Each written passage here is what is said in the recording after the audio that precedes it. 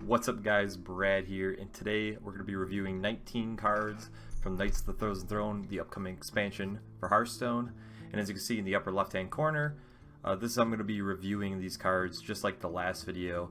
So let's jump right into it with the cards that were first announced yesterday, and then we'll move into the newer cards that were just revealed on stream. So first up we have Bone Mare, a 7 mana 5/5 common neutral minion. The battle cry of give a friendly minion +4/+4 and taunt. I love this card. I think it's going to have a lot of play, especially in Arena. And the fact of it is that you have 9/9 stats for 7 mana, and it's split between two bodies, hopefully, because you're hopefully going to have another minion on the board to give the +4/+4 taunt on the battlefield. And even still, there's a new minion that was revealed that I believe can also work with this card, but I don't think it's going to be seen in a meta-defining deck. But still, it'll be a cute little combo for somebody just having fun. I think this effect is powerful, and I think you can see this in competitive decks nonetheless. My only downfall about the card is that it's going to be a little slow, but realistically it could still be fine depending on the new cards that are still released, as we know that Death Rattle is going to be one of the main mechanics for this expansion. My original thoughts when I first saw this card are that Death Rattle minions such as the Devilsaur Egg or even like Nerubian Egg from Wild are where it's going to benefit the most. You can even play this with like Ancient Watcher, so you can just have a gigantic taunt minion. But in the long run, I would have to say that this card is just going to be mainly played in fun decks, but you will see this card all over the place in Arena, as it is probably one of the most powerful cards for Arena. Alright, so next up we have the 4 mana 3/3 epic neutral card Corpse Taker with a battle cry of gain taunt if your deck has a taunt minion. Repeat for Divine Shield, Lifesteal, and Wind Fury. Talk about a card that is extremely powerful. My first thoughts are throwing it into a Paladin deck because Tyrion already has Divine Shield and taunt. On top of that, also you have Wicker Flame Burn Bristle, because Wicker Flame Burn Bristle has 3 of them: Taunt, Divine Shield, and Lifesteal. It's going to be a little hard to add in Wind Fury because what minion has Wind Fury that's actually played? But Shaman does have a Wind Fury minion due to the fact that it has Alakir the Wind Ward, which has Taunt, Divine Shield, and Wind Fury. Maybe they'll get a Lifesteal card that can be played in the deck also. But as of right now, even just having Alakir in the deck will make Corpse Taker, in my opinion, being played all over the place. Just between those two classes, I think that Corpse Taker is going to be meta-defining. I think you're going to see this card everywhere. It is just crazy. I love the card, can't wait to play around with it, because as you guys probably know, Paladin is my favorite class to play. And speaking about Paladin, we'll move into the next card, which is a 4 mana 1/4 weapon, Light Sorrow. It's an epic card, and after a friendly minion loses Divine Shield, gain +1 attack. When I first saw this card, I was going nuts because of the fact that there's another card that plays into this. But Divine Shield minions aren't reliable enough, just due to the fact that you have to have it pop when this is already in play. Paladins already have such strong 4-cost minions and weapons and spells, so it's fighting for that position. And not even that, but they already have a 3 mana 3/2 card that is played without even the Divine Shield effect, so if Divine Shield is going to become a thing, I feel that card will take its place. But anyways, the dream scenario is that you have a board full of Divine Shield minions, and you're able to get this 4 mana card into basically a 4 attack, 4 durability weapon, so it's doubling up on True Silver's upside without the healing aspect of it, which healing for 2 isn't that huge of a deal. It's more of the fact that it has 4 attack. But my guess is that this is really only going to be played in fun decks just because of the fact that I think Divine Shield itself is going to be a deck to build around. But I will let you know that it's probably going to be one of the first decks that I build because, as you guys know, as I already said, I love Paladin. And finally, going along with it, we have Bolvar Fireblood, a 5 mana 1/7. This is text of Divine Shield. After a friendly minion loses Divine Shield, gain +2 attack. This is essentially a better version of the original Bolvar 4 dragon that we had back in the day. I really like this card. This minion also has Divine Shield itself, so when the Divine Shield's popped, it also gets +2 attack, which it's almost like an enrage mechanic for itself. The card's very interesting. As I said, it's kind of has a similar downside of Light's Sorrow, because I don't know if Divine Shield Paladin will become this huge thing. I feel like that's what they're pushing for this expansion. I think that if it does become a thing, it's going to be very strong due to the fact of cards like Blood Knight, which can pop all of the Divine Shields at once and just buff your cards endlessly in one turn. And the other thing, it's going to be a more token-based deck if you think about it, because the card that you're going to see play a ton is Steward of Darkshire, I believe it's called. The 3-mana 3/3, which gives your 1 health minions Divine Shield. I can maybe see it like a token-style deck where you're dropping cards and you're just basically getting the Divine Shield for the Divine Shield to play for the other cards as your win conditions. So Bolvar, your Light's Sorrow, and even Blood Knight. But my guess is similar to Light's Sorrow, this is just going to be played in fun decks, even though I am sad to say that because I love the card and I actually love the artwork too. Alright, we might as well continue our trend with the Paladin cards, and we'll go with the Howling Commander, a 3-mana 2/2 Battlecry, draw a Divine Shield minion from your deck.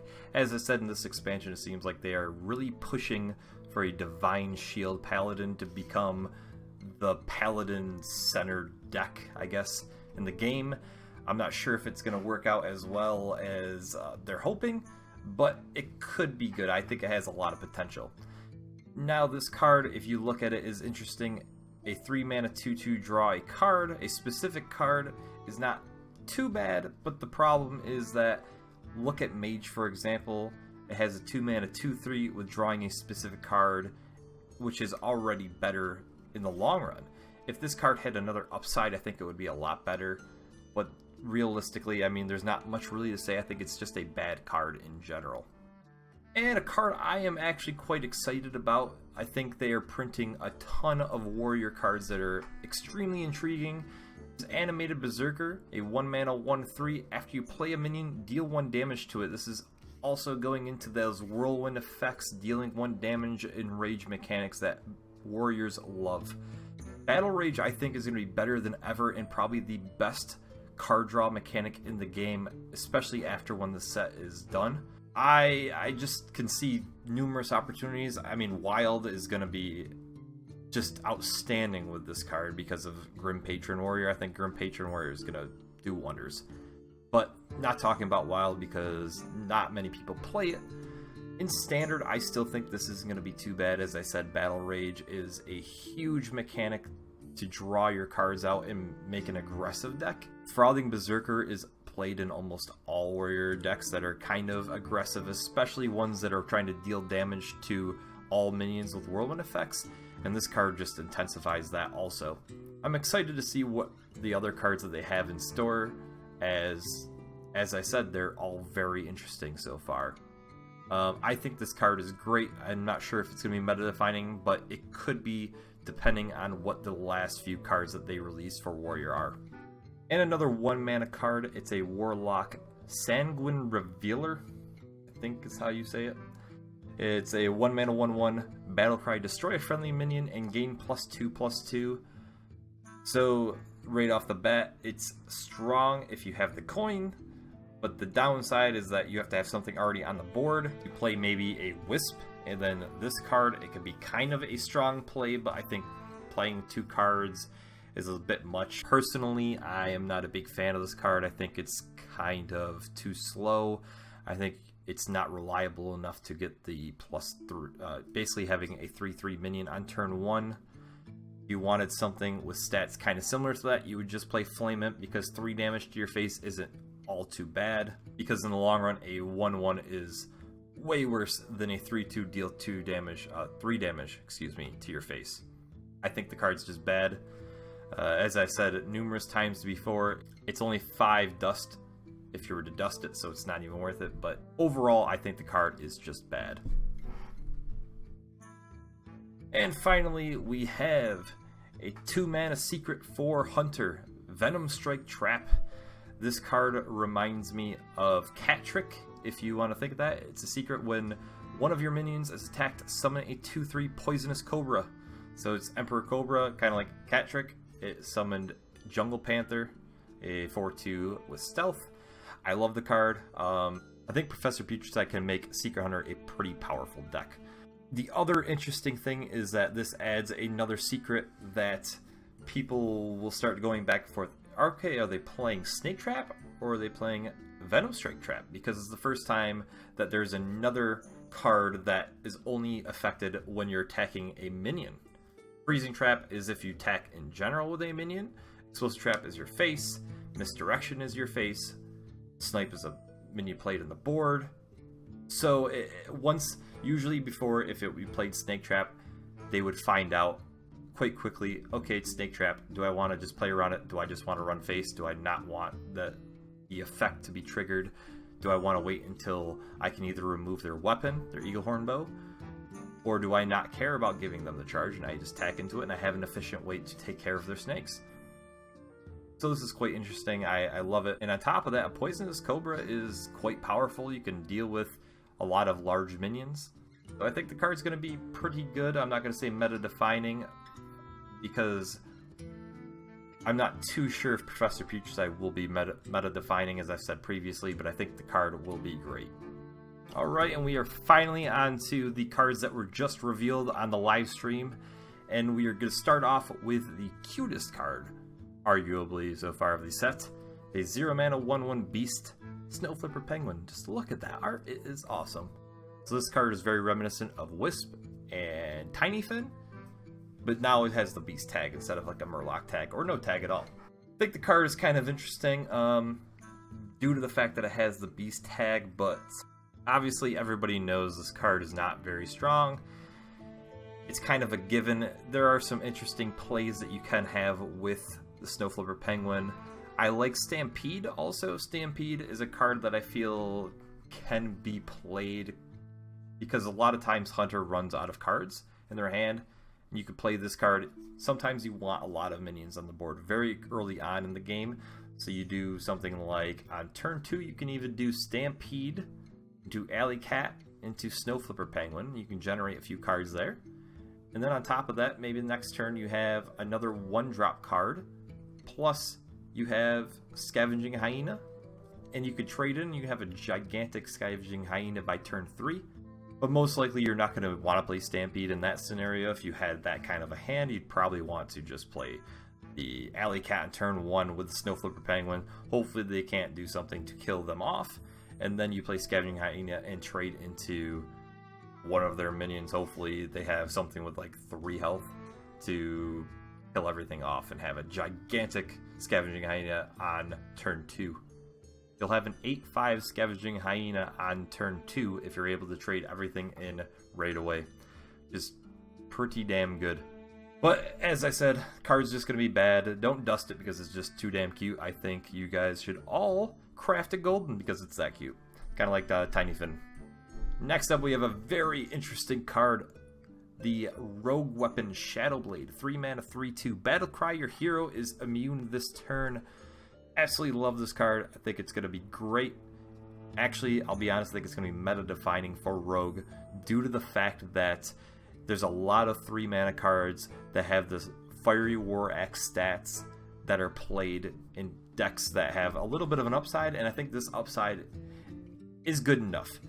The fact that you're immune, you could trade into minions and trade up with the weapon, and then you still have one more swing with the weapon the next turn, even though you're not immune after that turn.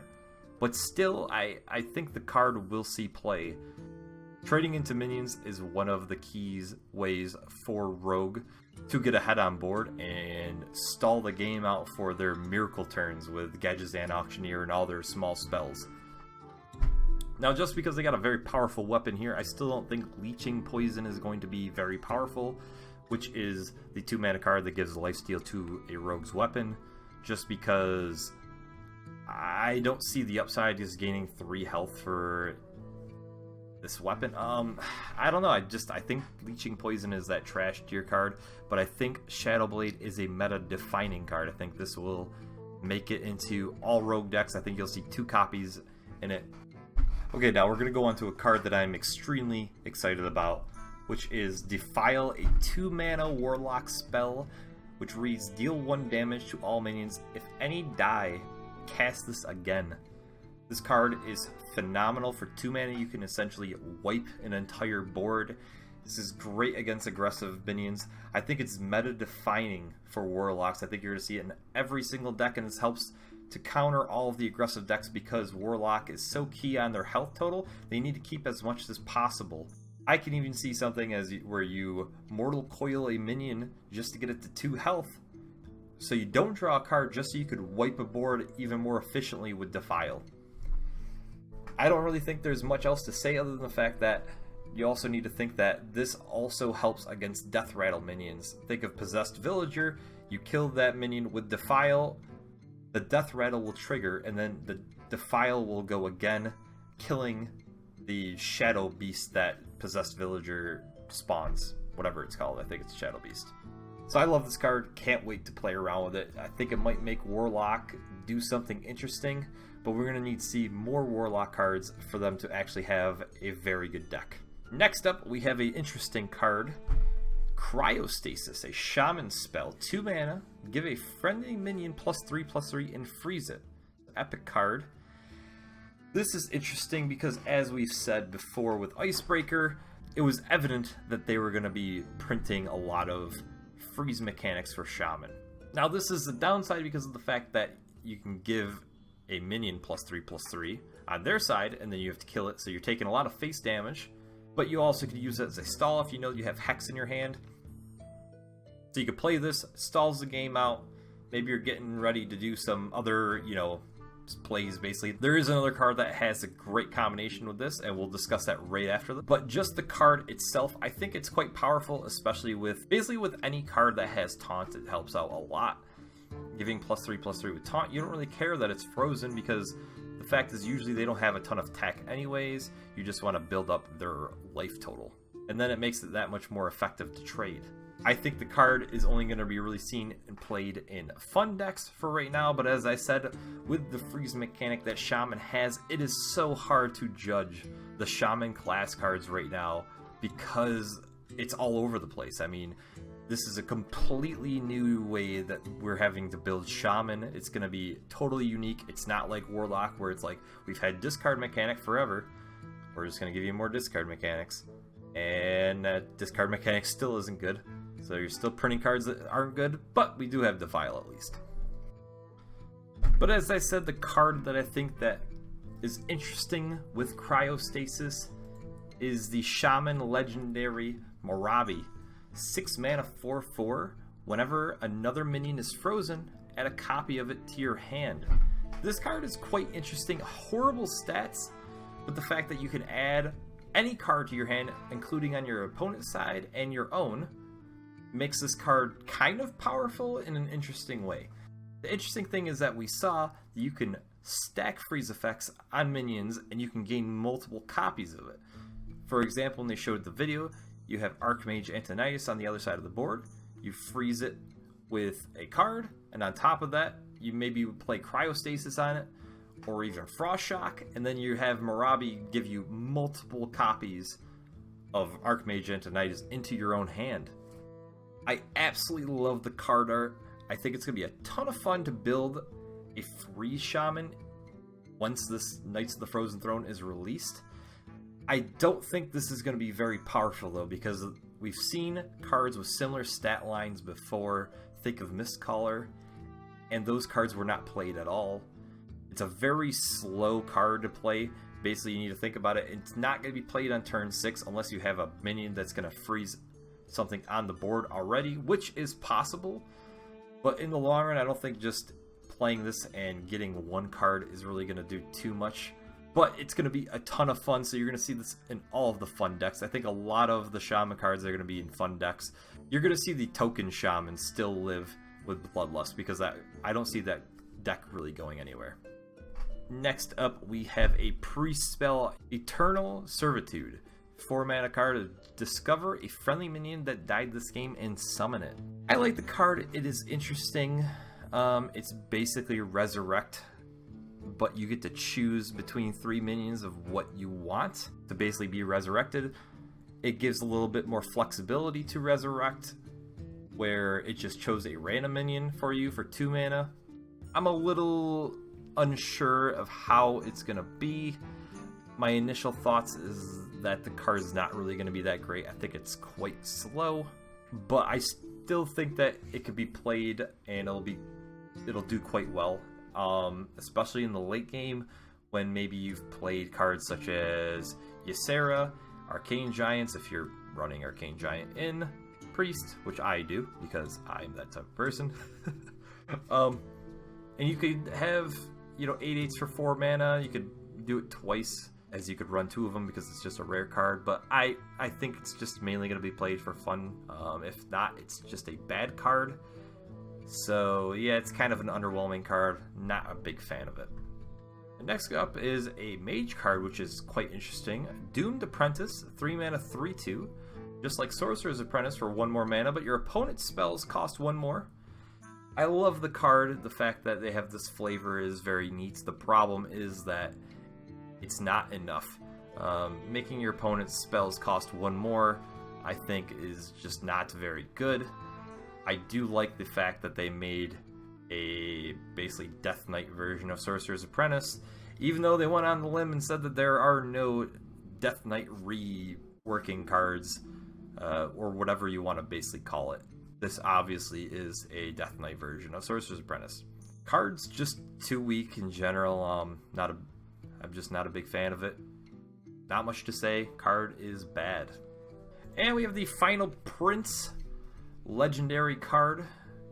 4 mana, 4/4. Big surprise. Battlecry. If your deck has no 4-cost cards, gain Lifesteal and Taunt.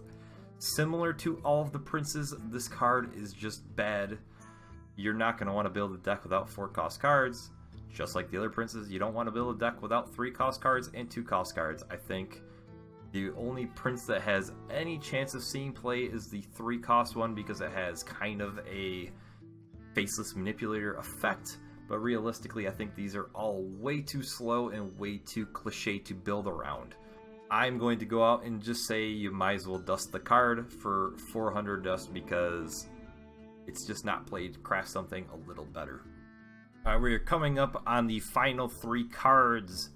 And once again, we have another very interesting warrior card, Dead Man's Hand. An epic card where you shuffle a copy of your hand into your deck. So very similarly to Jade Druid, this is Fatigue Warrior. I love this card. I think it's very interesting.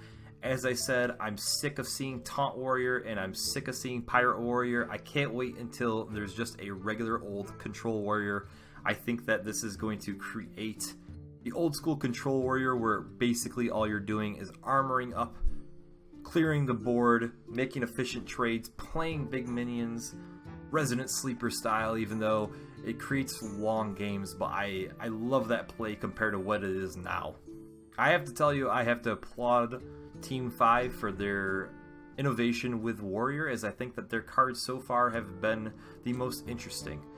Next up behind that would probably be Shaman, as Shaman, they're taking a completely new way, going away from the overload mechanics and even the totem-esque mechanics, even though I'd still love to see a legendary totem, kind of like one of the guys asked during the AMAs for Bedbrode. I think the card is meta-defining. As I said, I believe that you're going to see a new style warrior that is going to be more powerful, bringing on basically all of the other control decks. It's going to be the strongest control deck in the game, in my opinion. Can't wait to mess around with Warrior. I feel like I say this about every card, though. So, as you can tell, I'm just super pumped about this expansion. Alright, our second to last card is Spreading Plague, a druid spell for 5 mana. Summon a 1/5 Scarab with Taunt. If your opponent has more minions, cast this again. So essentially, you want to think about Spreading Plague like this. It is Unleash the Hounds for 5 mana, summoning 1/5s with Taunt. Now, this is decent if they have a little bit of a board, a lot of small minions, but my opinion in the long run is that it's just a bit too slow. But this is one of those cards that I think is slow, but will become one of the most powerful effects because this counters aggressive decks so powerfully. They're not really going to know what to do. They're probably just going to concede instantly. The only thing I could think of is that Devolve and Shaman is still going to destroy the 1/5 taunts, as it's just going to wipe them out. They're going to become whatever. We don't know what mana the scarabs are. I'm going to speculate they're like 2 or 3 mana. Just basically make an assumption.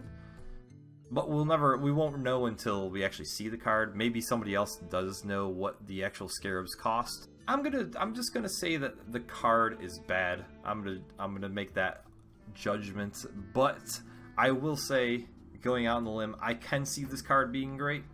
My gut is just to say that it's bad. I think it is just too slow. I believe that you're gonna want to either just go instantly into a ramp druid, where you're going to play a lot of bigger minions. Big easy druid basically is a lot of fun, and I don't believe you'd want to play this in that deck.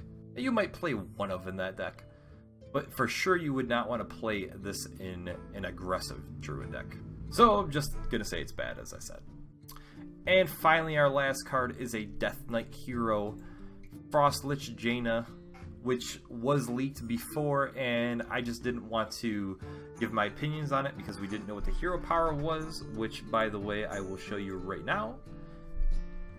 And basically, I didn't want to say anything about a card that could possibly be incorrect.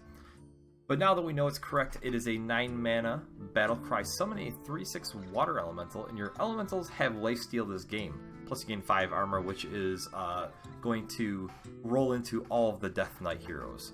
The thing that makes this a very interesting card is the fact that it's going to make elemental mage kind of a thing.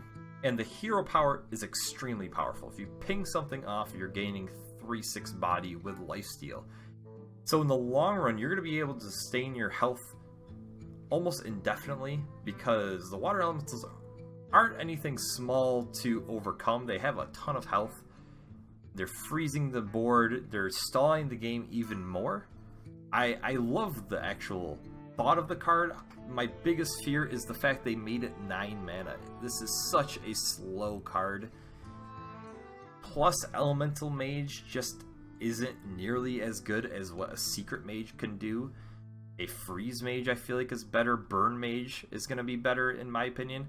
I feel like this is kind of down towards the bottom of the Mage tier list. But then again, as I've said before, we haven't seen all of the Mage cards, so maybe there's something, an Elemental card that's going to be released alongside with the Mage class. But still, I can tell you this, I am going to be playing around with all of the Death Knight heroes. This one looks awesome.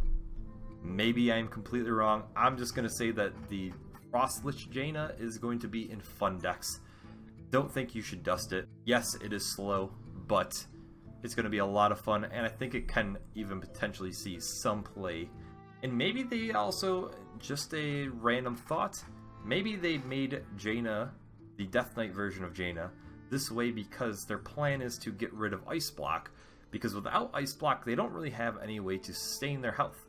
They don't have any way to stall the game out other than Ice Barrier and small healing minions such as like Earthen Ring Farseer. But this is a way that they can gain health in small increments. I do like this design. I think it's pretty awesome.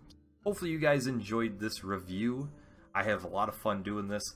I'm basically going off the top of my head of what my thoughts are with the cards. I love to go back and see what cards I have been completely wrong with, along with the community, because usually the community also gets some cards wrong.